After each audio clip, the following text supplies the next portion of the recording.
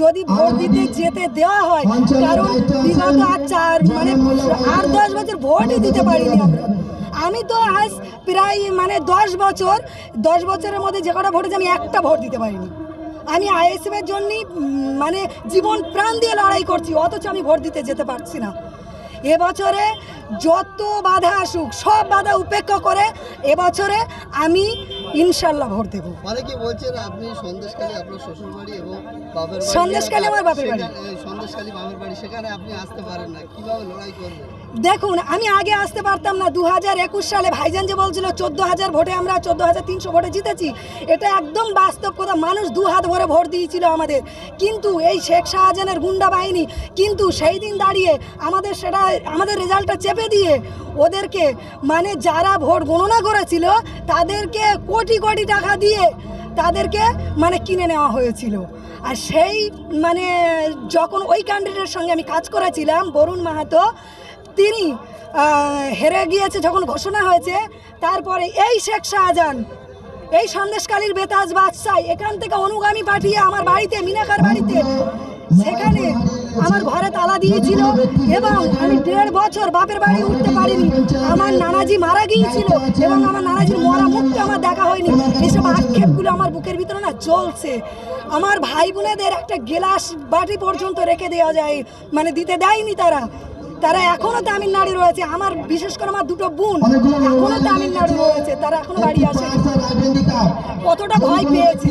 সর্বশেষ প্রশ্ন, একেবারে মহিলা এবং এই সন্দেশখালী কতটা মহিলাদের সাড়া আপনি পাচ্ছেন বলে? দেখুন, মানুষ ভয়তে এখনো সামনে আসতে পারছে না, কিন্তু আমি একটা সাপোজ বলছি, যদি 100% মহিলা ভোটার থাকে, 80% আইএসএফ আছে। এটা আমি একদম বিশ্বাসের সহিতই বলছি, যেটা আমি ঘুরে দেখছি। কারণ এই 7টা বিধানসভার মধ্যে প্রত্যেকটা জায়গায় আমি উপস্থিত আছি, প্রত্যেকটা জায়গায় আমি ঘুরে ঘুরে দেখছি। কারণ আমাদের বসিরহাট লোকসভার মধ্যে নিজের প্রশংসা করা ভুল হবে। একটাই লড়াকু নেত্রী, যেটা আমি আছি, চোখে চোখ রেখে শাসক দলের লড়াই করছি, প্রশাসনের চোখে চোখ রেখে লড়াই করছি। এই জন্য আমি 7টা বিধানসভা ঘুরে ঘুরে দেখছি যে কতটা আইএসএফের প্রভাব আছে। আমি যদি আবারও বলছি, গণতন্ত্র প্রক্রিয়ায় যদি মানুষের অধিকারে মানুষ যদি ভোট দিতে পারে, আমি আশা করছি 2 লাখ ভোটে জয়ী হবে।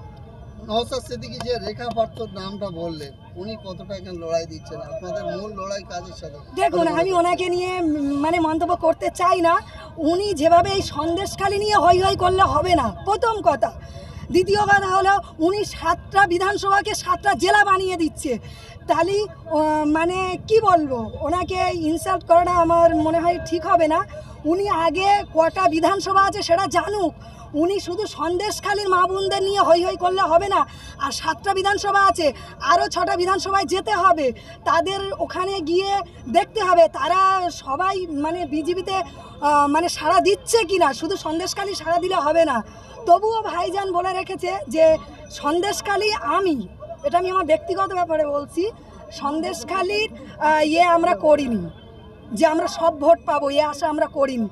যেটুকু পাবো আশা করি বাকি বিধানসভাগুলোর থেকে আমরা প্রচুর হারে লিড পাবো। এই লোকসভা ভোট আবারও যদি আপনাকে ভয় দেখানো হয় এবং আপনি যে জেল খেটেছেন, আবারও যদি জেলে দেখুন, আপনি কি পিছিয়ে যাবেন? ভয় দেখিয়ে ধমকে চমকে অন্য কোনো নেতা নেতৃত্বদের রাখা যাবে, কিন্তু আইএসএফ নেত্রী আয়েশা বিবিকে রাখা যাবে না। আমি এই আইএসএফ করতে গিয়ে যদি আমার প্রাণ চলে যায়, 1000 বার জেলে যেতে হয়, আমি প্রস্তুত। এরকম ভাবে কোনো বিরোধী এত বড় সভা করেছে বলে কি আপনাদের জানা মতে আছে? এই রকম সভা শুভেন্দু অনেক কবার এসছে।